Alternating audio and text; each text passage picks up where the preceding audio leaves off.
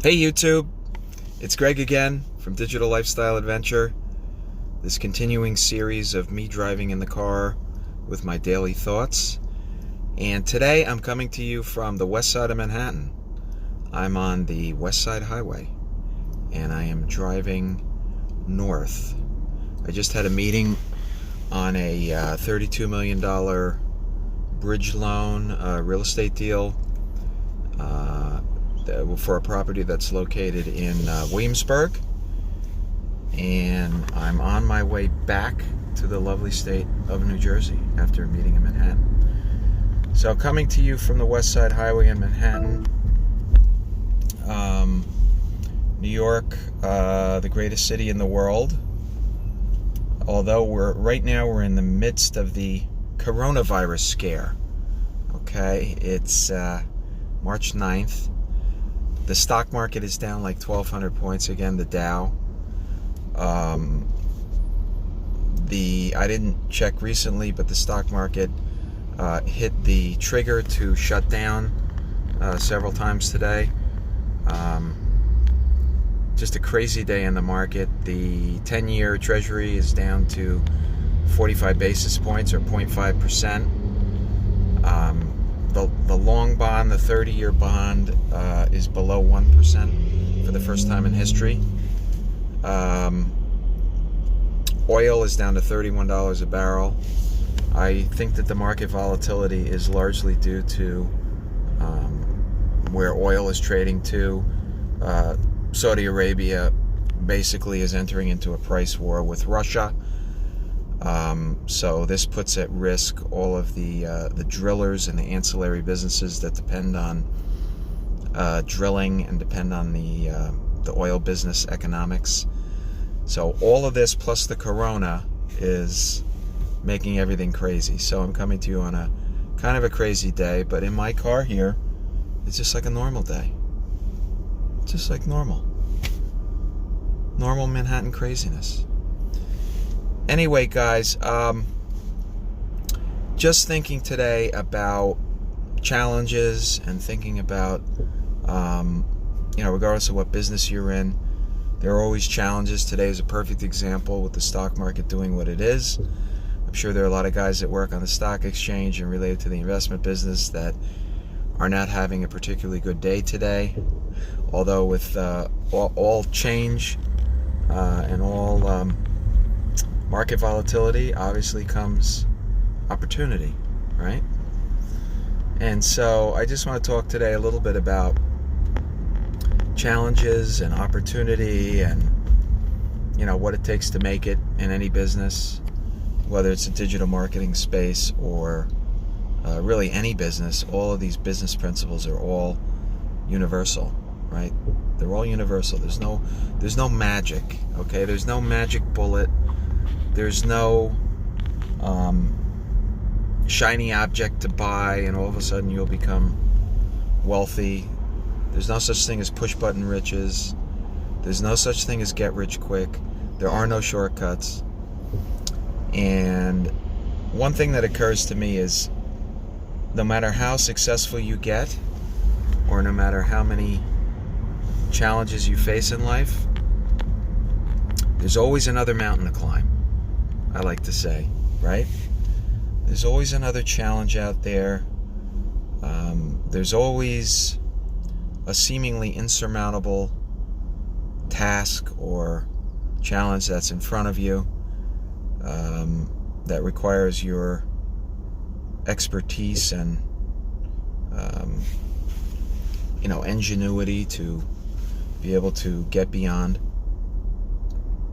And I thought about this a few weeks ago. I was out at Big Sky, Montana. Wow, what a place. If you are a skier, I don't know how many of you are skiers, but if you are a skier, this is a place that is so amazing. First of all, it's huge. The scope of it is enormous. The vertical is over 4,300 feet. That's the vertical. It's from the base of the mountain to the top of the mountain. There's an area called Lone Peak, which is this very picturesque peak that like stands by itself in the distance, that's only accessible by a tram, a 15-person tram, which is unusual. That's very small. I think they had to build this smaller tram because the peak is so steep and so inaccessible that the only way to access it was with this small tram, this small service tram almost, that takes you to the top. And I would estimate you're skiing just from the top of that to the base of that actual peak is probably 2,000 vertical feet. But when I was looking at it, it just made me think that, no matter how successful you are, or no matter how many challenges you face, there's always another mountain to climb, okay? And it reminds me of a saying that I heard many years ago. That goes something like this. I hope you find it interesting. It goes something like this: let he who intends to build a castle sit not down first and counteth the cost. Okay, so what does that mean? I'll say it again. He who desires to build a castle, sit not down first and counteth the cost. Okay? So what that means to me is that if you want to build something, if you want to make something really great and leave a legacy, you're going to have to pay a very great cost. And the truth is, and the reason that most people don't get to that level and don't create that kind of success, is because very few people are aware of and willing to pay that tremendous cost to get there. So think about that. When you talk about, oh, I want to be rich, or oh, I want to create generational wealth, or whatever it might be,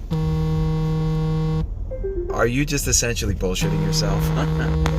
And you really either have no understanding of what it's going to take to get there, or if you had an understanding of what it's going to take to get there, are you really committed enough to do what it takes to get there, to sacrifice, to pay the price to get there? Think about it. You got to take a serious gut check, guys, because it's better to be honest with yourself and just realize that in order for you to be happy, you're going to want to be doing X, Y, and Z things on the weekend. And there's nothing wrong with that. There's absolutely nothing wrong with that. The key is to know your priorities. A lot of bumps here. The key is to know your priorities and know what's going to make you happy, right?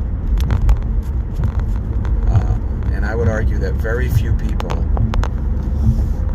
are really in the mindset where they're willing to make those sacrifices to make it happen. Okay? So it's just something to think about. I think self-awareness is one of the most important things that you can have. A realistic assessment of your abilities and really your makeup, psychologically your makeup, is, are you willing to sacrifice or really single-mindedly approach something and see it through to the end, till its logical conclusion? Or are you the type of person that, gives up at the first face of opposition? It's important. It's important because if you can't honestly assess yourself, how can your life be consistent with what's going to make you happy, right? And I'm not the kind of person that thinks that money is everything. I mean, quite the opposite. I've said on former broadcasts, I've been rich and I've been poor, and I gotta tell you, rich is much better. But there's really no relationship between having enough money to live comfortably and being very wealthy. Being wealthy has a lot of responsibilities that come with it that many people, might not feel comfortable with, or think are important, for that matter. If you're the kind of guy that makes $75,000 to $100,000, you live comfortably, you have a family, you're happily married, you got some kids, your kids turn out all right, or they are turning out all right, you won, man. You won. You've got more than 99% of the people out there, right? Even some very, very rich people. So, it all comes down to what you want to achieve in your life, what you want your legacy to be, and aligning your wants and desires with basically the circumstances of your life. That's happiness. Okay? It's that process of alignment that'll make you happy. The other thing that I always try to keep in my mind is you never make it, you're never there, because just when you get to your goal, if you get to your goal, once you get to your goal, there's another mountain to climb. There's another challenge. Things change, things become different, and all of a sudden, there's another challenge in front of you. So always remember that. You've never made it. And that's part of the excitement of life, enjoying the process of getting there. Because frequently when you get to some big goal, there is a little sense of a letdown. So you have to enjoy the process. And if you're not enjoying the process, you're doing something wrong. Okay? So anyway, I'm getting close to the bridge being the GW bridge, right? Everyone in the New York metropolitan area knows that this particular bridge going to New Jersey is the GW bridge. So I think I'll sign off from now, concentrate on my driving, and get back to Mother Jersey. It's always a good feeling when you cross that bridge and you get to the motherland. Aye, the motherland. Okay, guys, so take care. I'll probably see you tomorrow when I'm driving to work. All right? Take it easy, man. Remember, you're only one step away from your next success. Be good, guys. Adios.